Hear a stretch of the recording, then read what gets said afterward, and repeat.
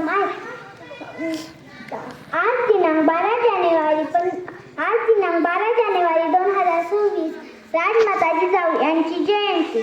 त्यांचा जन्म 12 जानेवारी 1598 रोजी बुलढाणा जिल्ह्यातील सिंदखेड राजा येथे झाला. त्यांचे संपूर्ण नाव जिजाबाई शहाजी भोसले असे होते. मी जाता जाता एवढेच बोलते